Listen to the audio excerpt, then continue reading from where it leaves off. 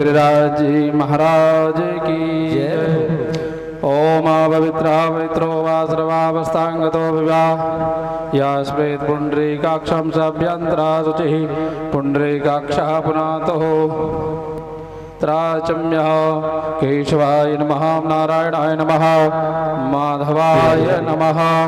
स्वस्ति नो बृहस्पतिर्दधातु हस्ते अक्षत पुष्पाणि गृहीत्वा ओम सततनो भ्रवसे महिदेवहितं जदायुः ओम द्यौः शान्तिरन्तरजगुं शान्तिः पृथिवी शान्तिरापः शान्तिरोषधयः शान्तिः वनस्पतयः शान्तिर्विश्वे देवाः शान्ति ब्रह्म शान्तिः सर्वगुण शान्तिः शान्तिरेव शान्तिः सामा शान्ति गन्धाक्षपाणि सम्पूज्य प्राण पुरुषोत्तमाय नमः। सुखदेव भगवान का ध्यान करें।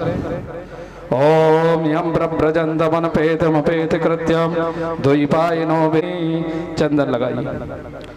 ओम गंधद्वारां दुरादरसां नितपुष्टां करिष्णीं ईश्वरीं सर्वभूतानां तामहोपवे श्रियं सर्वोपचारते गन्धाक्षपाणि समर्पयन् प्रतिगृह्यताम् पुष्पमालां समर्पयामि। श्री प्राणपुरुषोत्तमाय नमः। शान्तिः। नैवेद्यं समर्पयामि। भोग लगा वेदंदरजगुं शीर्णोद्यहो समवर्ततां दिव्यां ओम निर्सह सोत्रा तथा लोकान् कल्पयन्नो अपानाय स्वाहा व्यानाय स्वाहा त्राचं मध्ये मध्ये उत्तरा पूषन्ते ताम्बूलं ऋतुफलं द्रव्यदक्षिणां समर्पयामि। कुछ दक्षिण चढ़ाइए। रूपाय विष्णवे नमो ब्रह्मण्यविदये वासिष्ठाय नमो नमः। पुष्पमालां समर्पयामि। माला पहनाइए।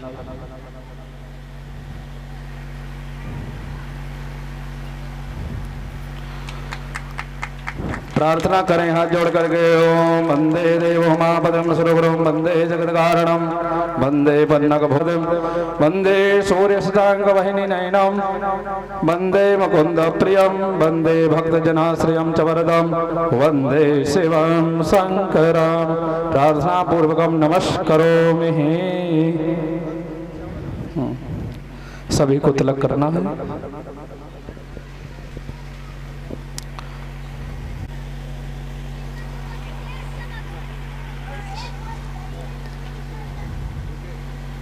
लो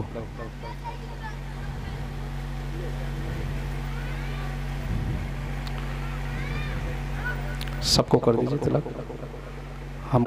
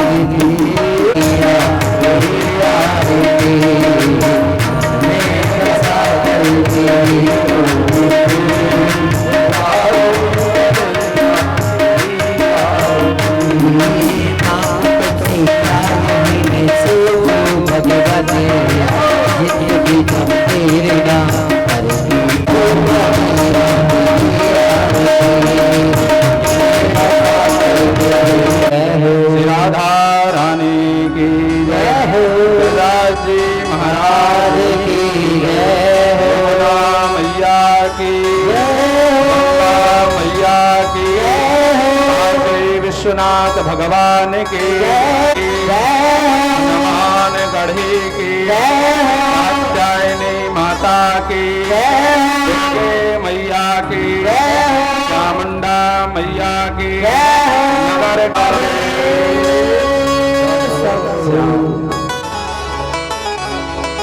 सभी लोग अपने, फिर भी हम ठाकुर को भूल जाएं जिसने इतना सुंदर शरीर दिया है, भजन करने को हाथ दिए हैं, मुख दिया है, सुंदर सुंदर सब कुछ हमारा शरीर, अधिक संख्या में सभी पधारे और व्यास जी के मुखारबिंद से आप सुंदरमयी मंगलमयी कथा का। श्रीमते रामानुजाय नमः। हरि ओम।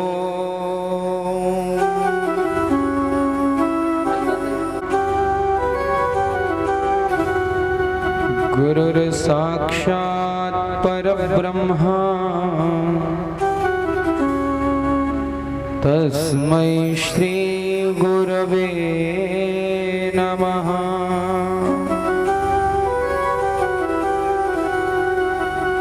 वक्रतुंड महा। आइए हम सभी भक्तगण इस तृतीय दिवस की कथा में प्रवेश करने से पूर्व कुछ क्षण हरि नाम संकीर्तन, तत्पश्चात बंधु इस भागवत भागीरथी गंगा में अवगाहन करेंगे। श्री राधे।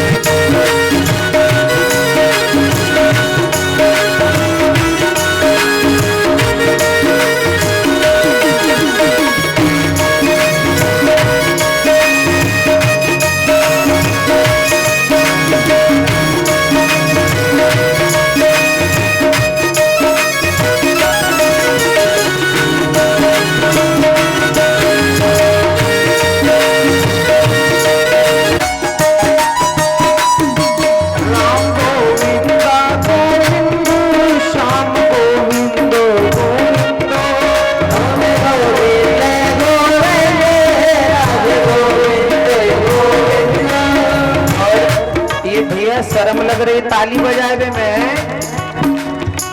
बिल्कुल दोनों हाथों पर। अभी पीछे वाले भैया शर्म मत करो, दोनों हाथों पर। राम गोविंद गोविंद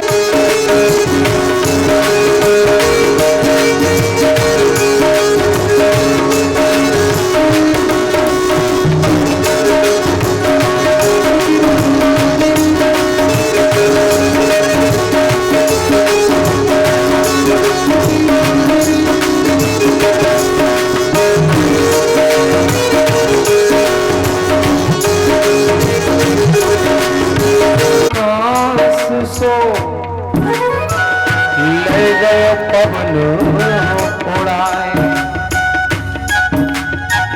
अब के बिछड़े कब मिले और मोटे कहाँ न जाए। फिर क्या होगा कि 7 दिन हमने बातों में इधर उधर चुगली में बिता दिए, अब पता नहीं कब हमें कथा सुनने को मिलेगी। इसलिए शेष 4 दिन और रह गए हैं और भाव से बुलाएंगे प्यारे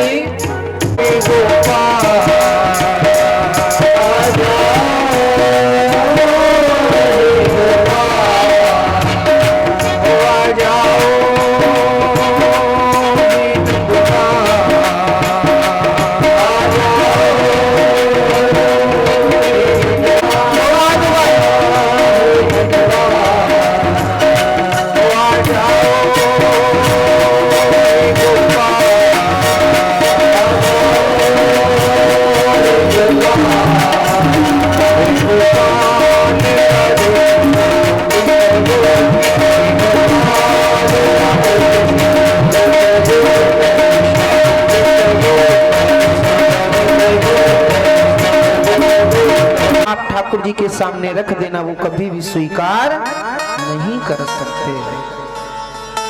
और यदि भाव अपना साफ है, दिल साफ है, तो भाव से हम चीनी भी रखेंगे ना तो प्रभु उसे अमृत समझकर ग्रहण कर लेंगे। बस भक्त के अंदर भाव होना चाहिए। जब केले के छिलके खाए कुछ समय पश्चात विदुर काका आए। विदुर काका ग्वाल वालों की बाजार से सुंदर सुंदर मेवा, मिष्ठान, मक्खन, मिश्री इत्यादि सारी सामग्री लेकर के आए कि हमारो लाला तो माखन मिश्री खावे, हमारो लाला तो मिष्ठान खावे, मैं अपनी कन्हैया को ये सब ले चलूं। लेकिन जैसे ही बंधुओं पहुंचे विदुर काका ने काकी से कहा कि अरे कन्हैया आ गए। बोले हाँ। कछु खाएबे की ताई व्यवस्था करी कि ना है? बोले और कछु तो है ना है, केला तोड़ कर ले आई। बोले अच्छा, तो कहा देख रहे केला के अंदर को जो गूदा है वो तो बाहर पड़ा है और छिकला गायब है। आज विदुर काका बड़े दुखी हुए। अरे विदुरानी, तूने कितना बड़ा अपराध कर दिया। कन्हैया पहली बार हमारी पर्ण कुटी में आए और उनको तूने केले के छिलके खिला दिए। कन्हैया से विदुर काका क्षमा याचना मांगते हैं कि लाला क्षमा, भक्त होगा।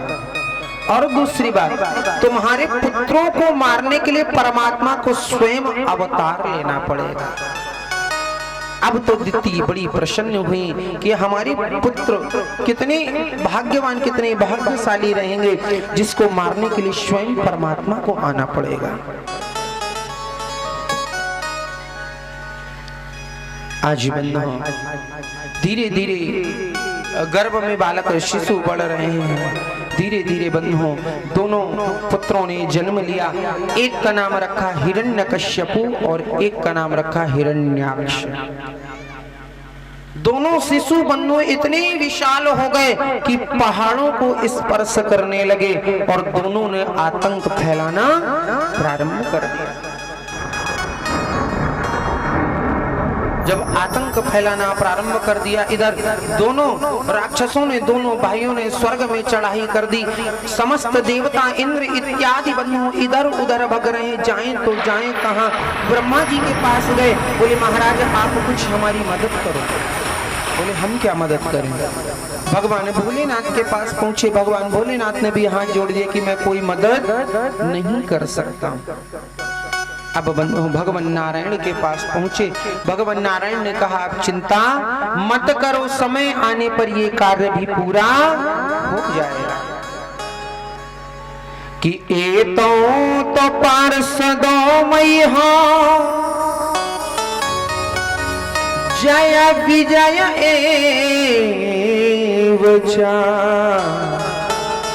कदर थी कृतमायद्यो बाह्य क्रातमति क्रमा। ये हिरण्याक्ष हिरण्यकश्यप पूर्व जन्म में कौन थे? ये पूर्व जन्म में भगवान के पार्षद जय और विजय थे। अब ये राक्षस कैसे बने? कि एक बार आदरणीय शनक, सनंदन, सनातन और सनत कुमार ये चारों निर्मल ऋषि वैकुंठ धाम पहुंचे। जब वैकुंठ धाम पहुंचे तो प्रभु नारायण के पास जाने लगे। तो जय और विजय दोनों जन्म में आप दोनों राक्षस दैत्य बनो। आज उन्हीं सनत कुमारों के श्राप से जय और विजय दोनों असुर राक्षस बने, हिरण्यकश्यपु और हिरण्याक्ष।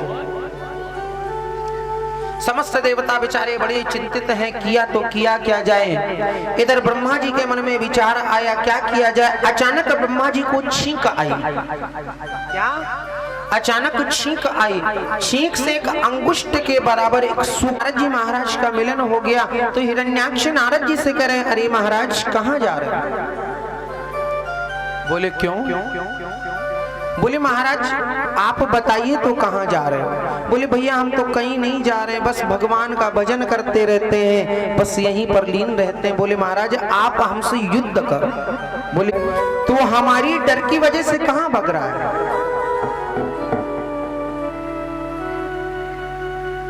जब ये बात बंद हुई तो भगवान बारह कह रहे हैं हिरण्याक्ष से कि चल ठीक है मैं जंगली सुगर हूं, तो यदि मैं जंगली सुगर हूं, भो वन गोचर हम रगा, तो तू कौन सा भो ग्राम सिंह। ग्राम सिंह समझते हो हैं? ग्राम सिंह ये नहीं कि गांव का जो शेर है, ग्राम सिंह बोलते हैं आवारा कुत्ते को। तो यदि मैं जंगली सुगर हूं तो तू भी कोई आवारा कुत्ते से कम नहीं, दोनों में बंद हो। आज युद्ध जब होने लगा, देवता देख रहे हैं, ऋषि मुनि देख रहे हैं, बेचारे मन में घबराहट कर रहे हैं कहीं ऐसा ना हो जाए बारह परास्त हो जाए, लेकिन देखते देखते ही बंद हो। वारा भगवान ने हिरण्याक्ष का उद्धार कर दिया। बोली भक्तवत्सल भगवान की। अब इधर जब पृथ्वी को स्थापित किया तो मालूम है हमने तुम्हें क्यों बचाया? ये सुंदर सुंदर वृक्ष हैं, सुंदर सुंदर पुष्प लगे हुए हैं, सुंदर सुंदर पक्षी कलरव कर रहे हैं, मैंने इनके लिए तुम्हें बचाया। दूसरा, हमारा वृंदावन भी तुम्हारी ही अंदर रमण करता है, इसलिए मैंने तुम्हें बचाया। आज यहाँ पर वृंदावन की महिमा बताई कि वृंदावन क्या है, कि धन धन वृंदावन रजधानी,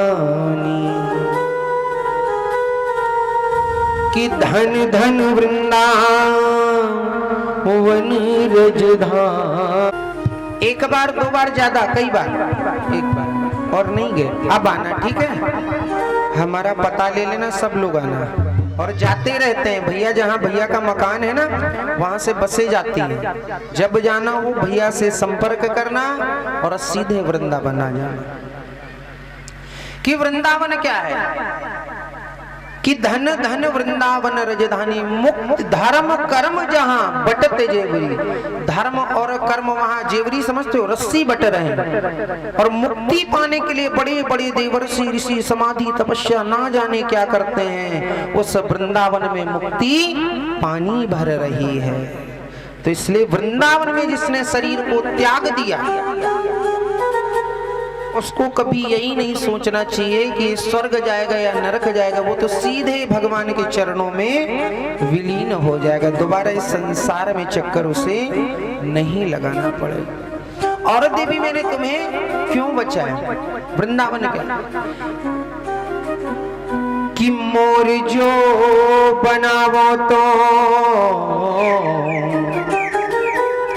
एक रसिक संत ने क्या कहा कि मोर जो बनावो तो बनावो श्री वृंदावन को, नाच नाच कहक कहक तुम्हें को रिझांगो, कि बंदरे बनावो तो बनावो श्री निधि वन को, कि कूंद कूंद फांद वृक्ष जो रन्नू दिखांगो। क्या? कि मोर बनाओ तो कहां को बनाओ? वृंदावन को। यदि प्रभु बंदर भी बनाओ ना तो निधि वन वृंदावन को बनाइयो। यहाँ तक कि भिक्षुक बनावो तो बनावो श्री वृंदावन को। क्या? कि भिखारी भी बनाना, भिक्षुक भी बनाना, तो प्रभु वृंदावन का बनाना। क्यों? कि टोक हरि भगतन सो मांग मांग खांगो, कि भृंगी को करो कीरो, कि प्रभु कुछ भी बनाना लेकिन वृंदावन का बनाना। और क्या बड़े भाव से श्री राम, कि मन बस गयो नंद किशोर,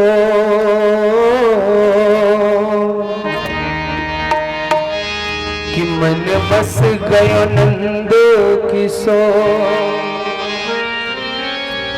मुझे जाना नहीं कहीं और,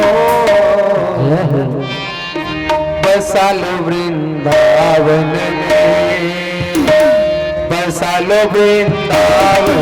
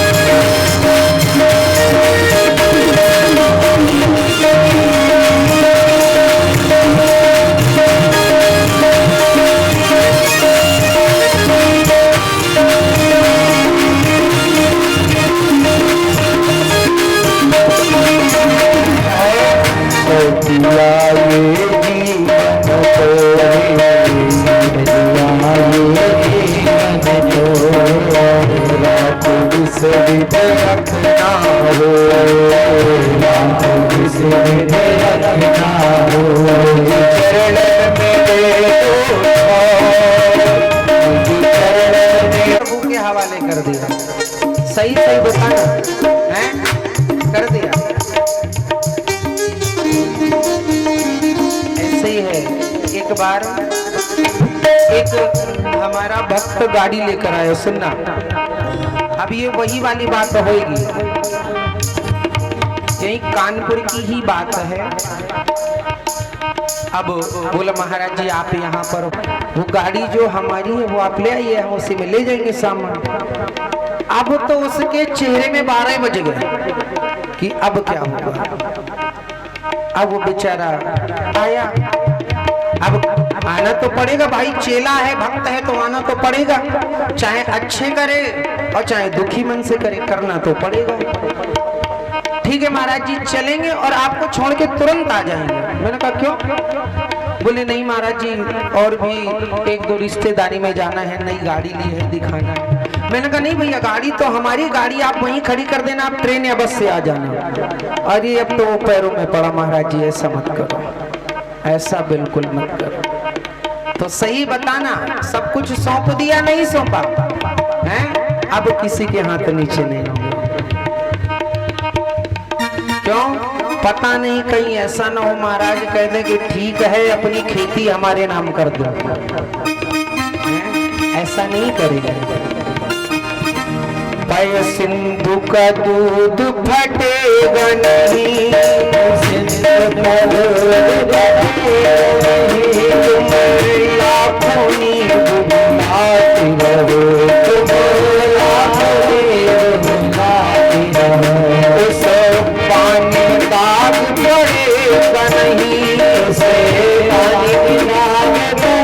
कहो 1-1 हफ्ते हो जाए नहाए भी ना उसके कोई उसका नित्य नियम कोई भी नहीं है, लेकिन भक्त हमारा बहुत बड़ा है। बोले मैं मान ही नहीं सकता जो स्नान नहीं करता 8-8 दिन आप बता रहे वो हमारा भक्त क्या होगा? बोले भक्त है। बोले अच्छा, बोले वो जो भी कार्य करता है प्रभु का स्मरण करता है, चिंतन करता है, नियम से करता है। करना केवल 3 बार नाम लेता था, और नारद जी तो दिन भर नारायण नारायण नारायण नारायण करते हैं, लेकिन नारद से बड़ा वो किसान को लेकर है। अब नारद जी को बड़ी भारी जिम्मेदारी दी गई कि यदि 1 बूंद भी तेल नीचे गिरा तो प्रभु की आज्ञा का उल्लंघन हो जाएगा, फिर तो प्रभु कहेंगे कि तू मेरा भक्त नहीं। अब टोरा किसान को दे दिया। और किसान वही उस समय भोजन करने जा रहा था, प्रभु का स्मरण कर रहा था। नारद जी लिए कटोरा की लो, बोले नहीं, पहले भगवान का स्मरण कर ले, क्योंकि भोजन करने जा रहे हैं। पहले प्रभु का स्मरण करूंगा, भोजन करूंगा, उसके बाद तेल लूंगा, पहले नहीं लूंगा। जो हमारे नियम है मैं उसी नियम से रहूंगा। बेचारे नारद जी लिए खड़े हैं, 1 घंटा हो गए, भोजन किया, किसान को दिया, उसके बाद मुंह बनाते हुए नारद जी वैकुंठ पहुंचे। बोले प्रभु मैं आपका कार्य करे आया, अब बताइए भक्त में बड़ा या किसान? बोले किसान। बोले क्यों? बोले इसलिए आप वैकुंठ से पृथ्वी तक गए, कितनी बार प्रभु का स्मरण किया? बोले प्रभु एक भी बार नहीं। क्यों? क्योंकि मेरा सारा ध्यान तेल में केंद्रित था। बोले तेल लेकर के कितनी देर तक का किसान का इंतजार किया? बोले 1 घंटे। बोले क्यों?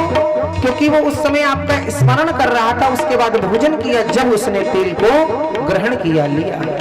तो बोले यही बताइए कि आप एक छोटे से कार्य के लिए अपना धर्म भूल गए, अपना कर्म भूल गए, लेकिन उस किसान ने तुम्हारे कार्य के लिए अपना धर्म और कर्म नहीं भूला, इसलिए वो किसान तुमसे ज्यादा बड़ा भक्त है। इसलिए प्रभु को भली से दिन में 5 मिनट स्मरण करो। कितने? केवल 5 मिनट। लेकिन 5 मिनट भी करो ना तो दिमाग इधर उधर मत दौड़ा कि बहू क्या कर रही है, बेटा क्या कर रहा है, बेटी क्या कर रही है, कि सास क्या कर रही है, कुछ नहीं। अब यहाँ पर बैठी है कथा में, दिमाग आ रहा है कि पता नहीं आज भैंस दूह गई कि नहीं दूह गई है? कहीं ऐसा ना हो कि बहू सब्जी में तेल ज्यादा डाल दे, है? दिमाग तो यहाँ है। और जो बहुएं हैं, बहुओं को क्या चिंता है कि आज पक्का हमारी सास बगल वाले थे बुराई जरूर कर रही होगी, तो सारी चिंता छोड़ दो। जब यहाँ पर आ गए तो प्रभु के हो गए क्या? सौंप दिया ये जीवन को, सौंप दिया ये जीवन को, तुझसे भी रखना हो, तुझसे भी रखना हो, चरणों में दे दो,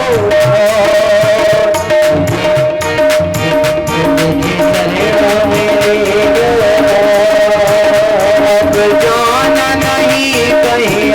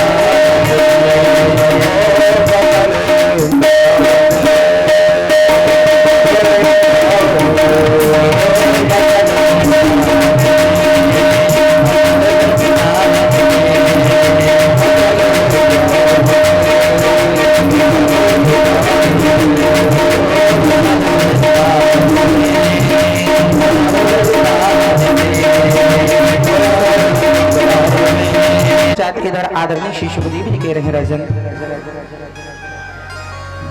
कि एक बार आगे आदरणीय श्री सुखदेव जी कह रहे हैं परीक्षित, एक बार करदम ऋषि तपस्या कर रहे हैं, घोर तपस्या करी, इतनी तपस्या की बंधुओं 40,000 वर्षों तक तपस्या में लीन रहे। जब तपस्या पूर्ण हुई, खड़ी हुई तो मन में भाव आया कि सबके विवाह हो रहे हैं, सबकी शादी हो रही है, लेकिन अभी तक हमारे विवाह नहीं हुआ।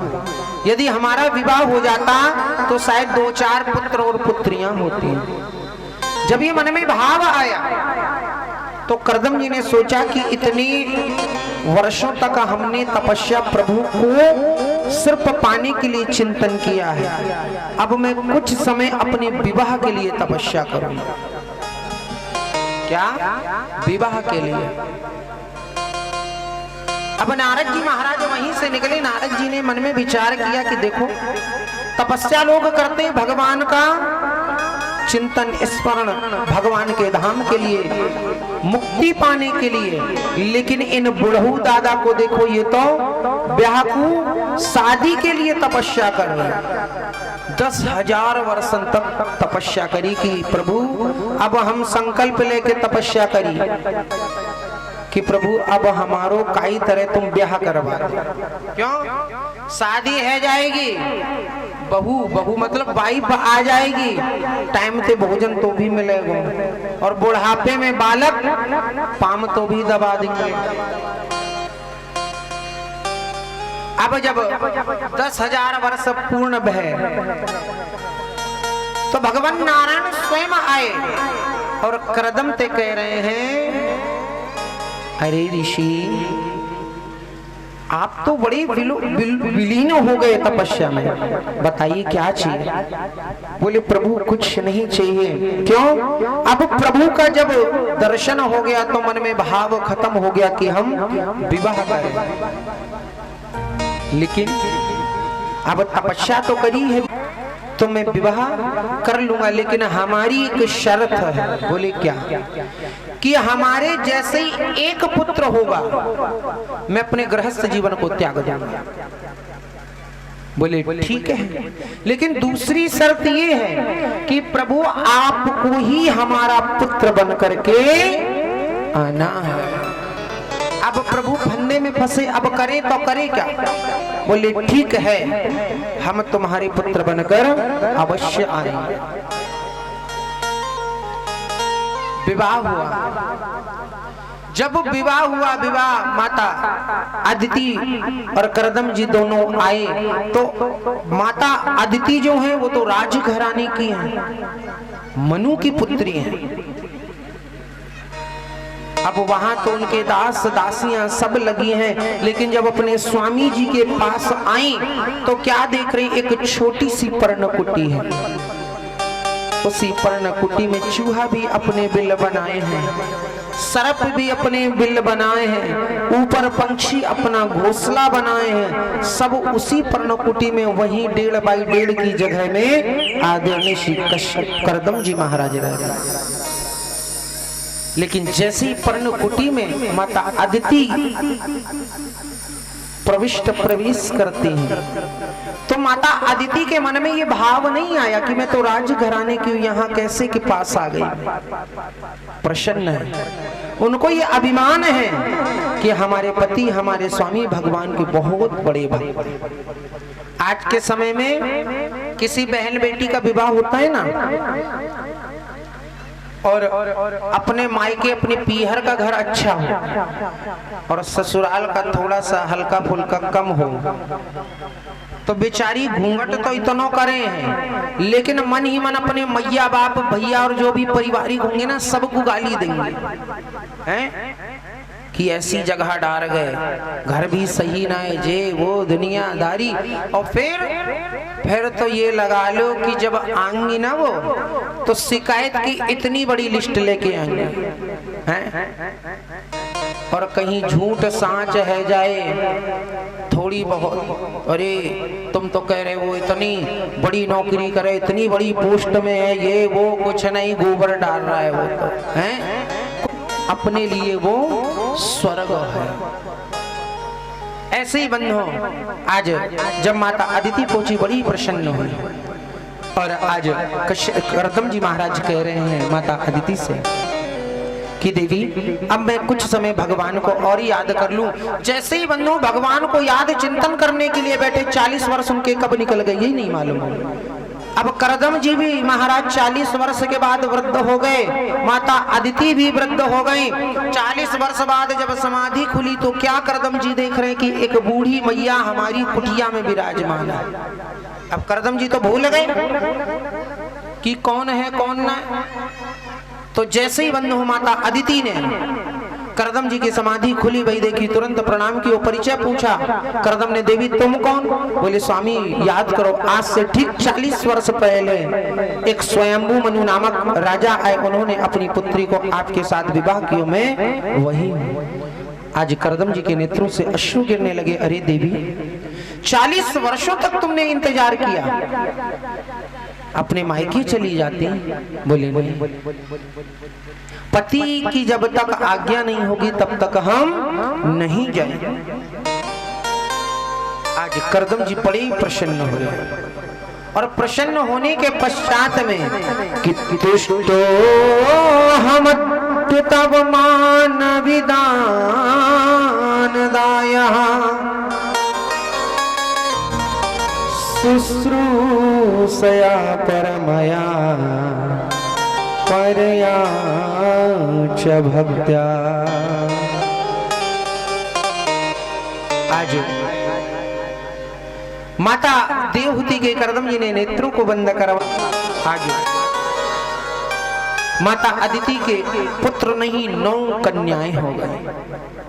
जब 9 कन्याएं हुई तो करदम जी कह रहे प्रभु हमने क्या सोचा, आपने क्या सोचा? हमने तो सोचा था कि प्रभु आप आओगे, आपका दर्शन कर लेंगे और गृहस्थ जीवन को त्याग कर चले जाएंगे, लेकिन आपको तो कुछ और ही मंजूर है। चलो ठीक है, जिसमें प्रभु की इच्छा, अपन लाख कोशिश कुछ भी कर लें, लेकिन जब तक प्रभु की इच्छा नहीं होगी, प्रभु का आशीर्वाद नहीं होगा, तब तक कुछ भी नहीं हो सकता। आज 9 कन्याओं के नामकरण हुए। धीरे धीरे वो 9 कन्याएं बड़ी हुई। बड़ी होने के पश्चात में 9 कन्याओं को बंधुओं आज बड़े बड़े एक से एक बड़े ऋषि को विवाह किया। इधर जब विवाह हुआ, इधर अब 10वीं संतान के रूप में आदरणीय भगवान स्वयं आ रहे हैं। जैसे बंधु 10वीं संतान के रूप में भगवान स्वयं आए, मानो कि आज समस्त जो महल है ऐसा जगमगा रहा है। आज समझ गए करदम जी की अब तो स्वयं नारायण प्रभु ही हमारी यहाँ पर आ रहे हैं। कि भगवान कपिल को सुंदर स्नान कराया, सुंदर वस्त्र आभूषण से अलंकृत किया, चंदन लगाया, एक छोटी सी व्यास पीठ बनाई और व्यास पीठ पर भगवान कपिल को माता देवहूति ने बिठा दिया।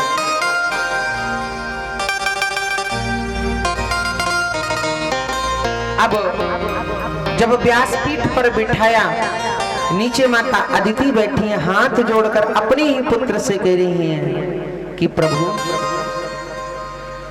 हमें ये बताइए, हमारे आपसे 2 प्रश्न हैं। कौन से 2 प्रश्न हैं? पहला, जल किसमें चढ़ाएं? क्यों कि ऐसा ना हो कि इनमें चढ़ाएं तो बगल वाले गुस्सा माने, बगल में चढ़ाओ तो ये गुस्सा माने, ऐसा होता है। तो यहाँ पर कपिल भगवान कितना सुंदर कह रहे हैं कि मां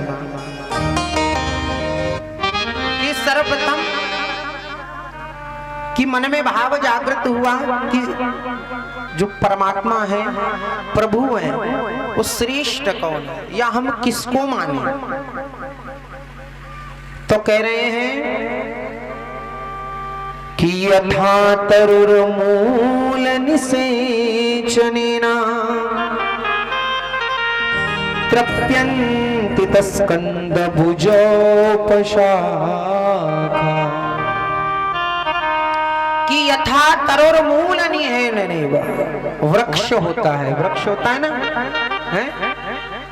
वृक्ष में बहुत सी डालियां होती हैं, बहुत से पत्ते होते हैं। तो हम डालियों डालियों में जल डालते हैं या वृक्ष की जड़ में डालते हैं? जड़ में डालते हैं ना।